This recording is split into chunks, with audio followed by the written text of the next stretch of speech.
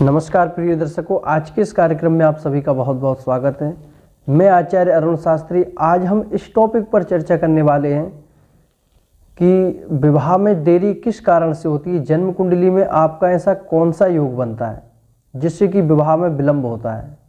तो आइए आज हम जानते हैं कि विवाह में विलंब किस ग्रह के योग से होता है और कौन से भाव से यह हमें देखना चाहिए। देखिए, अगर किसी जातक की जन्म कुंडली में सप्तम भाव की स्थिति ठीक है, सप्तम भाव में जाकर के कोई शुभ ग्रह बैठा हुआ है, तब ऐसी स्थिति में क्या होता है कि विवाह सही समय पर हो जाता है।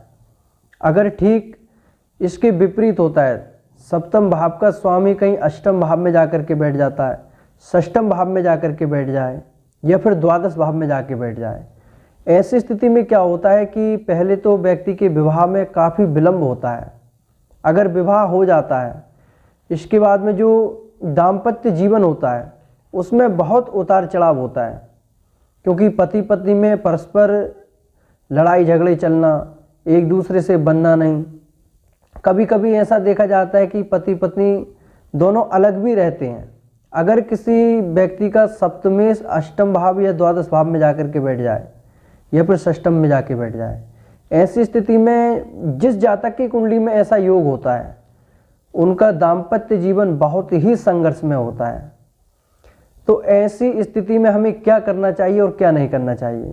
देखिए, पहले तो हमें किसी अच्छे ज्योतिषी से, एस्ट्रोलॉजर से हमें दिखाना चाहिए कि हमारी जन्म कुंडली में कैसा क्या योग है, क्योंकि कभी कभी ऐसा होता है कि हमें गलत फहमी भी हो जाती है जन्म कुंडली देख करके, जबकि हमारी जन्म कुंडली में ऐसा योग होता नहीं। कभी कभी देखो, एक दूसरे को हम समझ भी नहीं पाते, समझने में देर हो जाती है। तो ऐसी स्थिति में हमें जन्म कुंडली भी देखना चाहिए, स्वयं का व्यवहार भी देखना चाहिए कि हमारा व्यवहार कहाँ तक एक दूसरे से मैच कर रहा है।